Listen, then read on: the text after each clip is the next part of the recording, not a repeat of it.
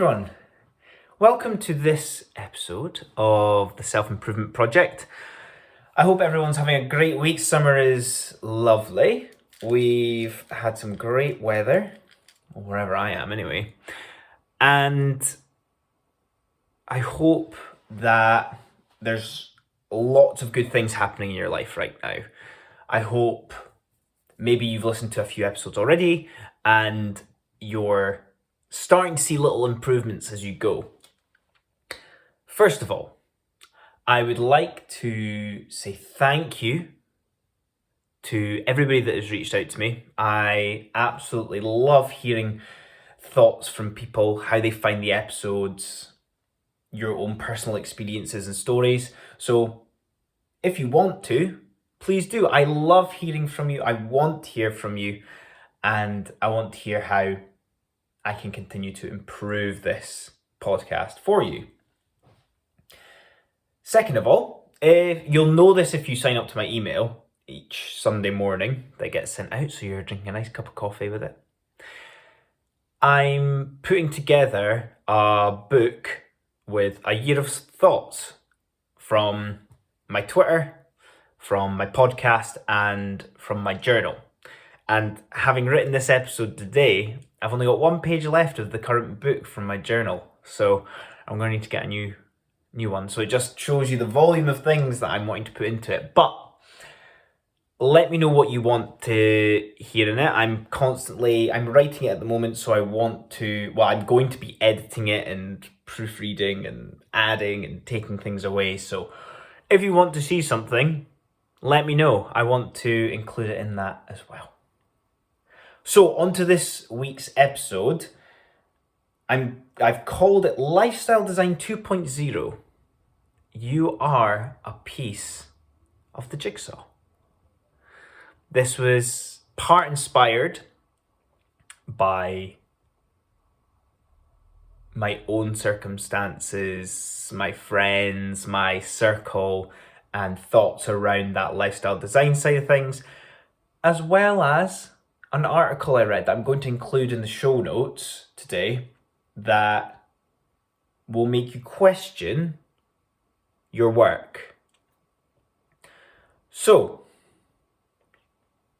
I want to start by talking about control. Taking control is tough when you are at work. So in the working world. What do I mean by that, taking control, and how is it tough? You might be in a certain situation in your career or at work. You're perhaps trying to prove yourself at work. Sometimes that is in the early stages. Or perhaps you're stuck. You've reached maybe a bit of a ceiling, or you're in a place where you can't really see much maneuver and you're lacking motivation. You're lacking encouragement. You're lacking something and you feel a bit stuck by it. Or maybe even you've fallen out of love with what you do. Those existential moments where you question all of the hard work that you've put into your work and suddenly realizing that you don't love it anymore. I've experienced all three of these. I'm sure you've experienced one or more as well. And I want to relate this to lifestyle design because we need to try and remove the significant impact that this third, work, has on the other 2/3 of our life. Health. When you remove your health, you have nothing. Back in 2016, I'd just got my dream job that I thought that was like the pinnacle. That's what I wanted to do. That's what everything I had done before that I'd worked towards. I got appendicitis was wiped out for an entire month after the operation, and I couldn't do anything. That was my health, gone. And I felt like I had nothing. I couldn't do anything.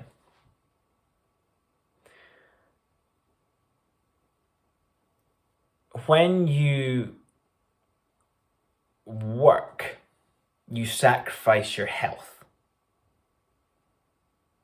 Because you're putting in the hours, you're proving yourself, as I touched on earlier. Or maybe you're trying to work extra hard to get through something.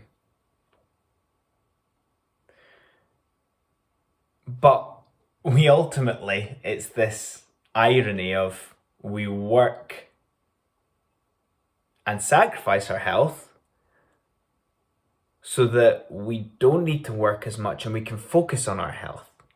There's many Buddhist quotes around this and how surreal it actually is when we take a step back and look at exactly what we're doing.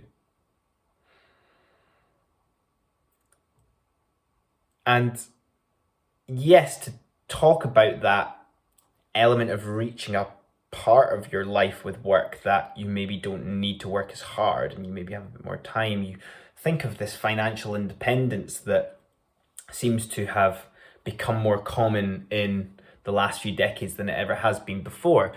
And it's a common goal for a lot of people.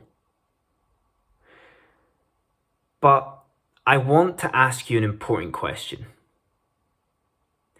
Let's say you were handed £100 million right now. What would you end up passionately working on for the rest of your life anyway?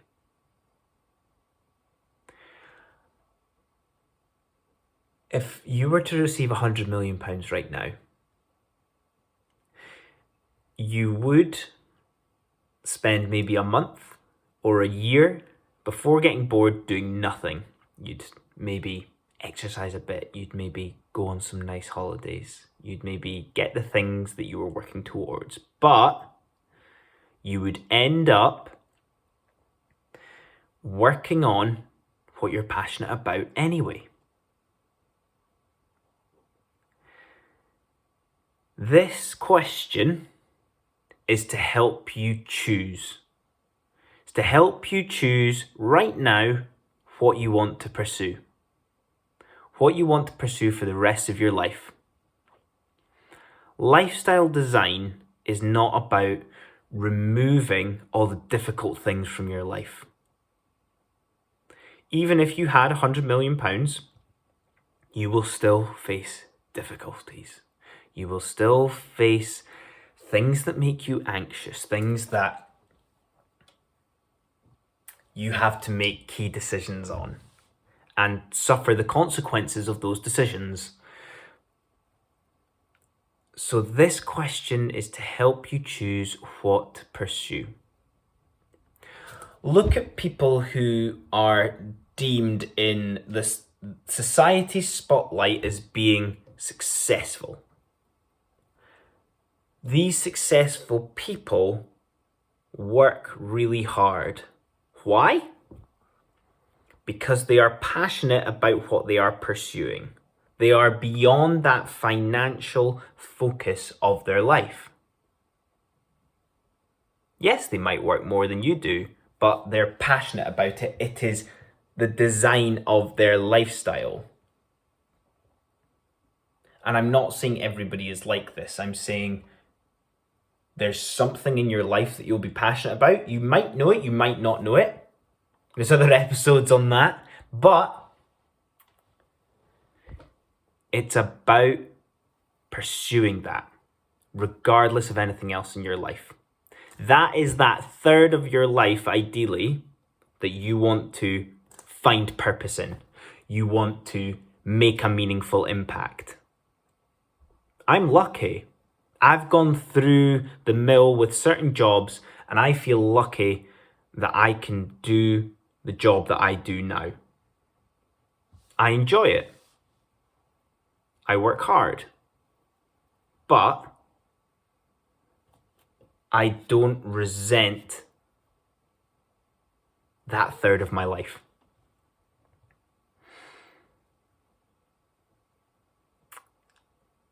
And to go a bit deeper on this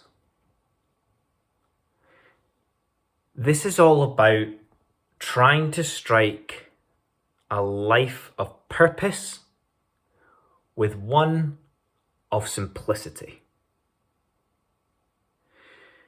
You might be listening to this right now before you go through that phase of trying or going through buying things that you don't need that you think you need. But you might be beyond that. You might be past that and realize that what I'm saying is that simplicity is what we all strive for. You might be looking for it right now. You have enough of everything.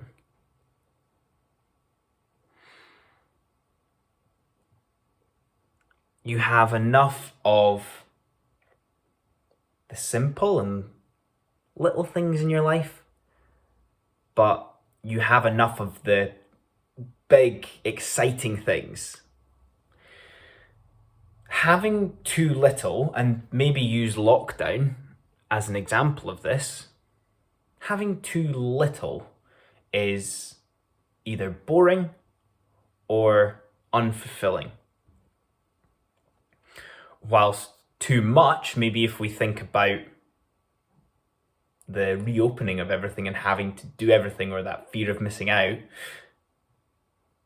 having or doing too much is overwhelming and makes us lose sight of what's truly important to us.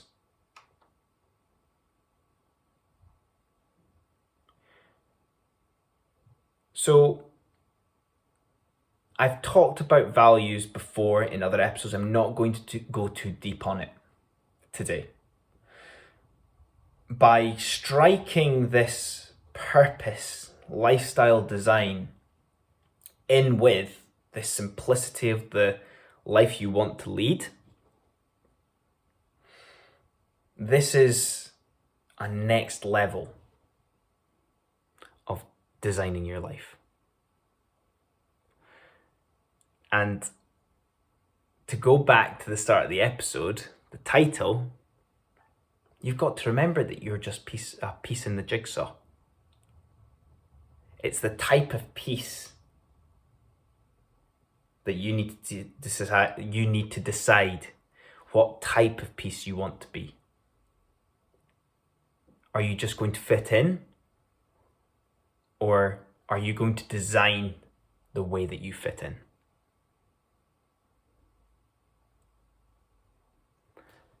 To recap, your health comes first. Don't let anything compromise that. Then you've got your thing, that thing that you're passionate about, that thing that you maybe don't even know exists yet, that thing that you might not even be able to define as a thing. That's what you work on. And obviously we've got that love of the relationships and family and friends that we have that complements all of that. Then it's work. Don't move on that. Don't shift on that. My ultimate question today is, can you find a way to mold that? How can you find ways around your work to fit what you want in, to fit in your health, to fit in your thing?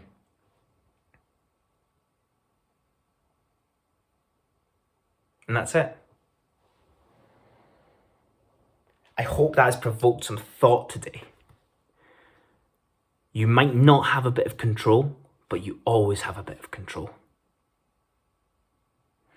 Thank you for listening. Reach out to me. It's the favourite part of why I do this. And I hope you have an amazing week. Cheers.